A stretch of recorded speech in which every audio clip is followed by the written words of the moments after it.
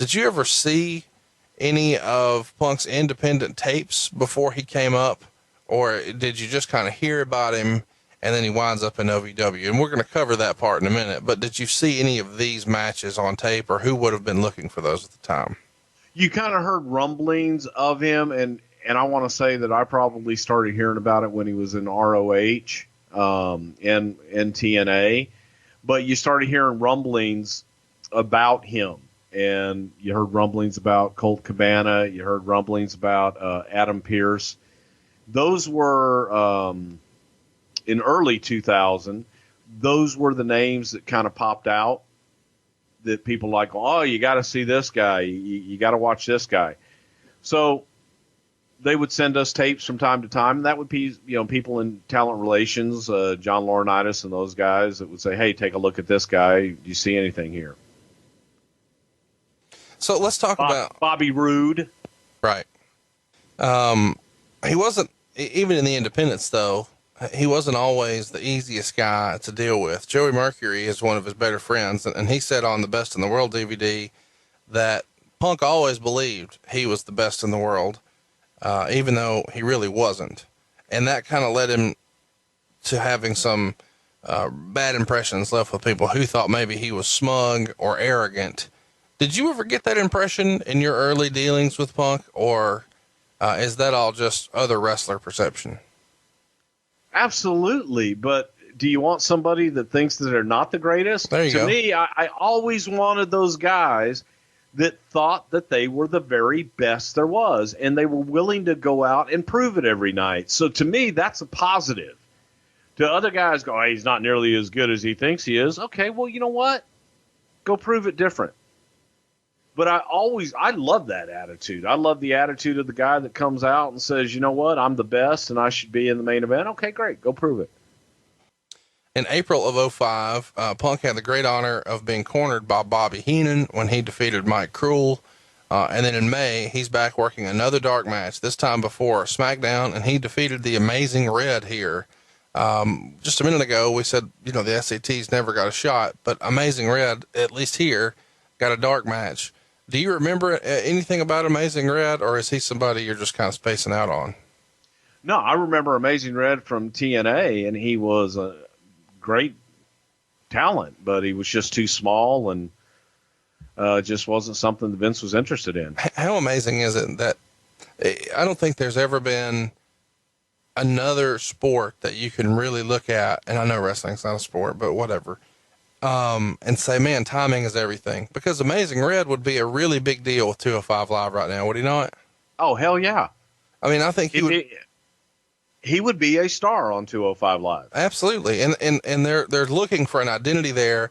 If Amazing Red from 03, 04, 05 had an opportunity to be on the platform of 205 Live, how different everything could be for everybody. No kidding. 3 days after that match, May 15th, we see Punk do another match, and this time it actually airs on Sunday Night Heat, where he loses to Val Venus. So go out of your way to look for that. May 15th, 2005, Sunday Night Heat, Val Venus. Another dark match towards the end of the month, May 23rd of 05. He's working a dark match here, defeating Matt Capitelli. I'm sure we will talk about him in long form if we ever get the opportunity to cover Tough Enough, which we've had on the poll a few times. Any memories about Matt that you'd like to share with us? I think everybody remembers the incident with Bob Holly and then his health situation. Anything else you could share with us? Matt Capitelli was another kid that just absolutely loved the business and was willing to do whatever it took, and had a great deal of heart and desire, and was dealt a tough blow with his cancer. And he did what he could in the business, but I think that, unfortunately, Matt's life just took another turn. Yeah, it is unfortunate. May 26th, we see Scotty 2 Hotty defeat CM Punk in a dark match. And when you see a guy get this many shots, one in April, and then May 12th, May 15th, May 23rd, May 26th, you guys have kind of made your mind up, or so it seems, that, hey, he's going to get a shot. It's a matter of what are the terms at that point. Would that be fair to say?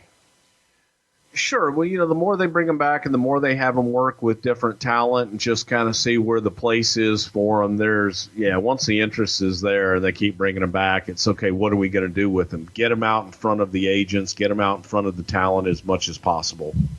Make your decision then. Eventually, Punk is offered a deal from the WWE, and there's a little bit of discussion as to how this deal comes down. Some have said Punk was signing a deal under the guise that he would be coming straight to the main roster, and others have said he knew all along he was signing a developmental deal and would be sent to OVW. What say you? Well, I didn't have any discussions with Punk on it, but I can say from my vantage point on the creative team that he was always going to OVW. And that was the plan. Why do you think, why did people deem that would be necessary? Or what was the thinking what did he need? And I'm not saying that this doesn't exist. I just want you to kind of smarten everybody listening up as to the way if you're an independent superstar, how you might need to go to, I guess we'll say, finishing school or get a little bit more polished with OVW. What do they add to your repertoire as a wrestler?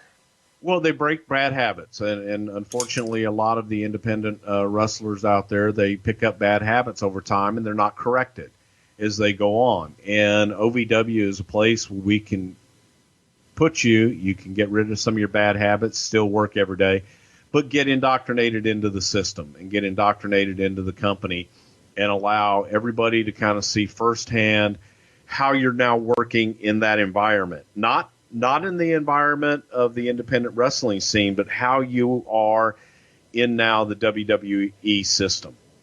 And OVW is part of that WWE system. So we want to see how you interact with everybody else, how you interact with the trainers, how you interact with the audience there. And now it's nut cutting time where we're going to figure out, okay, what do we do with this guy next? Do you know who ultimately is the person to pull the trigger on offering Punk a deal? Is that Laurinaitis? Probably would have been Laurinaitis, yes. How does this news get trickled down? Do they tell him we don't have to answer him specifically if you don't recall, but in general, when a guy finishes a dark match, does he come through the curtain and somebody say, hey, get with me after the show today? And then they sit down and say, hey, we'd like to sign you. Or do they just say, hey, thanks for coming out, we'll be in touch, and somebody follows up and calls later? It depends on the talent. There are times when guys have come back from the curtain and it's, we got to sign you right away. And, hey, I need to talk to you right now. Come to my office.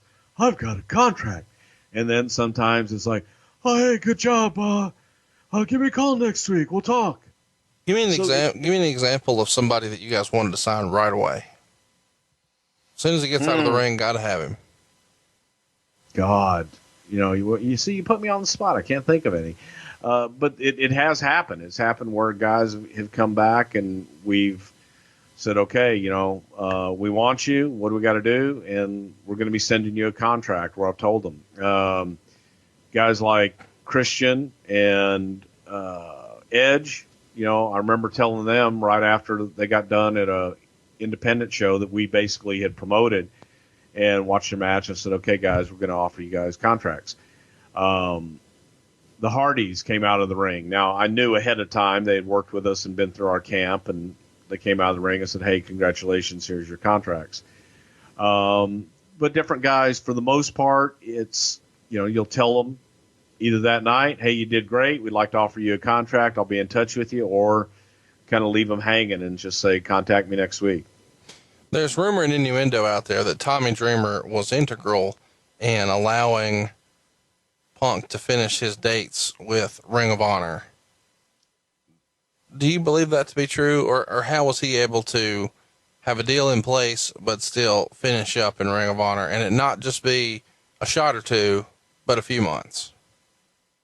Well, I don't know personally how much integral Tommy Dreamer was. I know that was usually our practice. If a guy had dates and a guy had commitments with another promotion, we always wanted them to finish up those dates the proper way. And I know that was something that I always did, and that came directly from Vince. He didn't want a guy that was going to just walk out on dates. the booker at the time, who's kind of given all the credit for being like the mad genius behind Ring of Honor's success, was Gabe Sapolsky, who used to be Paul Heyman's protege in ECW. And he worked on the programs for ECW and worked as Vince's kind of, or Paul's office. Did you ever have any interaction with Gabe? Never. I don't know Gabe. I've heard an awful lot about him, but I don't know him, never worked with him. Well, they put together a pretty fun angle because Austin Aries had defeated Joe at Final Battle of 04, which was a big deal because Samoa Joe was this unbeatable monster who had kind of carried the company through a little bit of controversy and certainly the meteoric rise of Ring of Honor and their underground legend and their DVD sales and ticket sales. And he was kind of the guy carrying the heavy water. And then all of a sudden, Austin Aries beats him, and it is a really, really big deal in the promotion. Fast forward 6 months, and now here we are on June 18th at Death Before Dishonor 3, and Punk has a world title shot. Now, word has gotten out by this point that Punk is going to the WWE, so everybody assumes that Punk will put Austin over, and this will kind of solidify that Austin is the new man behind Ring of Honor, and Punk will mosey on up to New York. But that's not what happens. And despite them chanting, "Thank you, Punk," and "Please don't go," and "You deserve it," and whatever other chants they were to show their respect for CM Punk, Punk actually wins the title. And this kind of shocks everybody because this was not what they were expecting. And now afterwards, he cuts a promo to turn everyone in the crowd against him. And he refers to the microphone as a pipe bomb. And he talks about taking the Ring of Honor world title to the WWE with him, which is obviously huge heat to an independent crowd. And a few weeks later, they actually do a storyline where Punk, in a suit now, because he's going to the WWE and he wants to be the antithesis of what he has been so far, he signs his WWE contract on a Ring of Honor belt. And this is referred to as the Summer of Punk. Do you remember anything, any sort of buzz about the Summer of Punk? Everybody's going to hate me here, but no, not really. I do remember that, obviously he did have commitments with ROH that we said, go out and fulfill all of your commitments. I think that's an ingenious way to do it. We did that with Jake the Snake Roberts when Jake left Mid-South Wrestling to go to work for the WWF, and the front page of the Houston paper of the entertainment section had the day of the show, a columnist, Ken Hoffman. Hey, Ken, he's a listener to the show, friend of mine. But Ken put in there that Jake was going to lose the title to Dick Slater, or that he would lose the match for the North American title that night because he was starting for the WWF on such and such a date. And Watts was so pissed off that this was in the paper that he had Jake win the title that night and then cut the promos for Houston that night with the title, with the newspaper article there and everything. I just think that's a great deal that they did, and pretty damn cool because it throws everybody off balance. And they go a couple of months here trying to kind of milk this process as much as they can. They even have Mick Foley make several Ring of Honor appearances, and he tries to convince Punk to do the right thing and defend the title on the way out. And Punk continues to make all the shots for both June and July, and even works a few other independents at the time. On July 25th, he works a match with Vicky Adams, aka Alexis Lurie, and they defeat Vic Delicious of OVW in a dark match. And this was allegedly supposed to air on Sunday Night Heat, but the rumor and innuendo is that management is not happy with the match and scraps it, so it doesn't make air. Do you remember this? Sure don't. Let's talk about August 1st. This is where we see him work a tag match. So it's 1 week later, and he's working a tag match in a dark match. Here he's losing to Garrison Cade and Trevor Rhodes, and he's tagging with Chris Cage. And a couple of days later, he's working SmackDown. And this is where we'd see Punk and Bobby Lashley team up to defeat Garrison Cade and Trevor Rhodes in a dark match. So he's kind of wearing a couple of hats here for both Ring of Honor and the WWE. Finally, on August 12th, CM Punk would lose the Ring of Honor World title to James Gibson, who we know as Jamie Noble, in a 4-corner elimination match. That match also included Samoa Joe and Christopher Daniels. So think about the talent in that ring. And that would be his last world title match, but his last match would take place at a show they named Punk, The Final Chapter, on August 13th. This was in the suburbs of Chicago, and it took place against Colt Cabana in a 2 out of 3 falls match. So Punk came into Ring of Honor the same way he went out, in a match with Colt Cabana. He would make an additional appearance once he was already on the main roster. He would come back for Unscripted 2 on February 11th, 2006. And this happened in the main event, where he would team with Bryan Danielson to defeat Adam Pearce and Jimmy Rave. I just wanted to mention that even though that was his last, official appearance, he was still allowed to come back and make another shot. That seems a little weird to me, if I'm honest with you, Bruce, that 6 or 7 months later, you guys would let Punk go back and make a shot like this. How would you describe the working relationship with Ring of Honor during this time? Well, they're certainly not adversarial, and it's a place to get talent. I think that we always would encourage, if you can help, if you can help somebody out, help them out. And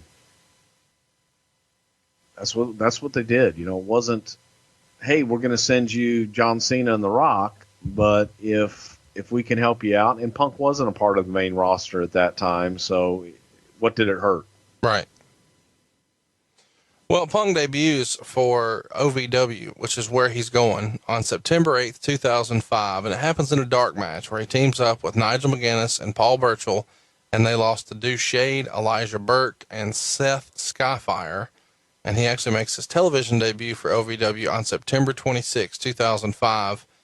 Here he suffers a ruptured eardrum and a broken nose after Danny Inferno hit him with a punch. Of course, despite the injury, Punk finishes the match. Is this just bad luck, or is this, you're laughing? It's the wrestling business. Shit happens. Now, I know you're going to say that, but it's his first match on TV. He's this indie superstar. He's coming in with all this buzz. Is there any instruction to, let's bring this motherfucker down a notch or two? No, quite the contrary. And especially knowing Danny Davis, he doesn't do shit like that. So when Punk was sent to OVW, Paul Heyman would say that he came in with a huge chip on his shoulder. And we're going to talk a lot about his relationship with Paul Heyman on this show, but why was Paul in OVW, and what was his role there at the time? Paul was going down to OVW to help them write TV and also kind of be a liaison for the creative team. And Paul being able to be hands-on with the talent during their training and their development in OVW kind of allowed us more feedback directly from the horse's mouth, if you will, on what talent was getting over, who had something and who didn't. Punk would say he was shipped off to OVW. That's the phrase he uses, that he, was offended that he was there, didn't feel like he needed to be there. And Paul Heyman was very familiar with Punk because, as we mentioned a minute ago, his protege from ECW, Gabe Sapolsky, who he still stayed in touch with, had put over Punk to Heyman in a big way, saying that this guy was going to be on the main roster and was going to do big things very quickly. He could do it all. He could wrestle. He could talk, etc., etc. But Punk still recognizes where he's at. He referred to the WWF as the land of the giants, and he was kind of on the smaller side. Now, obviously, the land of the giants is maybe a reference to the 80s, but even at this point, Batista and John Cena are tearing it up, and they're not exactly small. When do you think that persona, or perception rather, of land of the giants would change for WWE, or is it still the case today? To a point, it's still the case today, but I think that when we made the switch with Eddie Guerrero and Rey Mysterio, that there was a shift to talent versus size. But at the same time, man, that size is always going to be a huge factor. Size was what Punk was focusing on. He got up to around 240 pounds, and he says he did so with a ton of food and heavy weights. But he really was, out of his wheelhouse. This isn't the way he had built his career, and now he felt like he was trying to be something he really wasn't. Heyman would say that he was salivating at the chance to work with Punk, but he, based on Gabe's testimony, assumed there's no chance he's coming to OVW. He'd just go right up, right away. On the DVD, Best in the World, that the WWE put out, which I think is on the network now, Heyman said something like, no one in the WWE knew what to do with him because no one really understood what they had. They just signed a guy that had some buzz. Do you feel like that's a fair statement by Paul Heyman? I do. Yep. I think that John was infatuated with, everybody's talking about him. What's his name? CM Punk. What's a CM stand for? I don't know. I'll find out. I mean, it could. And, let's bring him in. So there were, that was definitely the case, because no one really knew what the hell to do with him, because no one knew anything more about him other than he's a pretty good worker. Doesn't drink. Doesn't do drugs. Heyman said that he was scolded many times for asking, or for pushing rather, why wasn't anyone from Raw or SmackDown interested in Punk? And he would kind of push, why isn't he on TV? And allegedly he got a memo from someone in talent relations who said he doesn't even belong on OVW television. Hypothetically speaking, what does that person's voice probably sound like? I don't know. Why do you think, and obviously this turned into a real life situation, not a real life situation, but an angle on TV that we would see. What do you think it was about Laurinaitis and Punk that just didn't click? Again, Punk didn't click with a lot of people, and going back to what you said, how Heyman described him, Punk did come in with a chip on his shoulders. And Punk didn't feel that he belonged in OVW, and Punk had been fed, this stuff from whoever, I guess Gabe Sapolsky, and later on Paul, and in his own head that he should be on the main roster and that he's being wasted down in OVW. And Punk didn't mind sharing that with people. However, at the same time, if you got one-on-one with Punk and you sat down and had a conversation with him, that chip went away, and he just expressed a desire, man. He didn't want to be in the minor leagues. He wanted to be on the show, and he felt that he was good enough to do it, and just wanted that opportunity, and he just wanted that door opened a little bit so that he could get in and show what he could do. That's what he was asking for. And people took that as, well, he feels he's better than everybody else and he should be in the main event at WrestleMania. He did, but he did want to earn it. Do you think the reason so many people had such a negative opinion of Punk is because of Paul Heyman's strong endorsements? Once upon a time, Michael Hayes has come out and said something very similar to you, that Heyman had a tendency to embellish, and it became the idea to reject Heyman, or not Heyman, the idea to reject Punk became at some point less about Punk and more about Heyman. We don't like Heyman. We don't like the way he presents things. We don't like his opinion. So we're going to kind of poo-poo the idea, not necessarily because it's a bad idea, but because it's Heyman's. Would that be fair? That would be fair. I would say that in a lot of instances, due to sometimes Paul's embellishments, it became the boy that cried wolf. Right. And after a while, the endorsement from Paul became a black mark. So it was the harder that he pushed for Punk, and the more pushback there was. The more pushback there was. I mean, it's happened with every single one of us, from JR and JR's push of Al Snow when Al Snow first came in to to just, if Vince heard the name Avatar one more time, he was going to puke. So it's, that became Punk's curse. Who was your guy that you've tried to push so hard that it became something people pushed against? Wow. There's probably been a few of them. Give me one. Oh God. Well, for a long time it was Eddie Guerrero, and finally got over that hurdle. But yeah, Eddie was big time pushed back. Perry Saturn was another one that. Oh yeah, you told us about him. Yeah, kind of got pushed back. Let's talk about the Heyman thing for a minute, because I feel like we hear that a lot. Heyman pushing like this is, to me, two things. One, his passion and enthusiasm for the business and for creating. Two, his loyalty to his friend, someone that he has, endeared himself to. But then maybe most of all, to me, we've talked about this before, you've got to be a little bit of a salesman. And so at some point it becomes about Paul wanting to sell someone this idea, and Paul just being kind of a natural salesman. Wouldn't you agree? Sure he is, without a doubt. But to that point, sometimes you have to know when to back off. Sure. And Paul didn't have that mechanism in him to back off. And the more that Paul sold, it would unfortunately sometimes put talent in the unenviable, almost impossible task of now get over for the boss or get over on this. And they would put him in just impossible situations sometimes that nobody could have gotten over.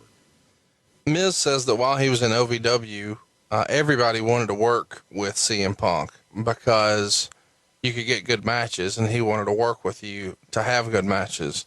Do you remember some of the boys saying that was kind of the rap on CM Punk? We've kind of talked about what the office thought, but what do you think the boys thought of CM Punk? I think that for the most part, especially in OVW, Punk had a lot of experience. So the younger guys that were coming in that didn't have quite that much experience in the ring, every time they can get in the ring with a more experienced hand, they wanted to do that. And Punk was somebody that was always trying new things, and he also would help somebody and teach somebody along the way. So if you wanted to learn, get in the ring with him, and he was willing to help you out. I never knew him to be selfish in a way that oh, you're not good enough for me. Heyman says that he used to give everybody on the roster an opportunity to come by and talk about the show, and that Punk was always the first guy in and the last guy out. And Punk would say that they spent a lot of time together where Punk decided to kind of learn about the rest of the wrestling business. So he learned how to write TV, how to time out a TV show, and all sorts of other little skills that you need if you're kind of in the office of OVW. Do you think any of that stuff would be beneficial for a wrestler to learn, or is that Punk just trying to kind of plan for the future, endear himself to Heyman, or would it actually help him as a performer to learn those intricacies of the business? All the above, because the more that you know about the business, the more that you can be better at what part of the business you are in. And I go back to whenever a guy starts to train, we used to have him take down the ring and set up the ring.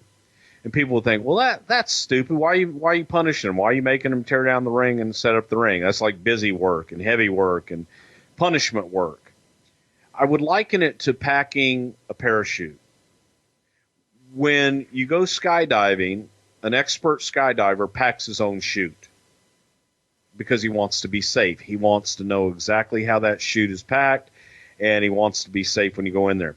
If you know how the ring is put together, and it's put together safely, and you're a part of it, and you're the one that's going to be in there taking bumps and hitting the ropes and doing everything in it, you now are packing your own chute, and you're putting that ring together to be the safest workplace that you can have.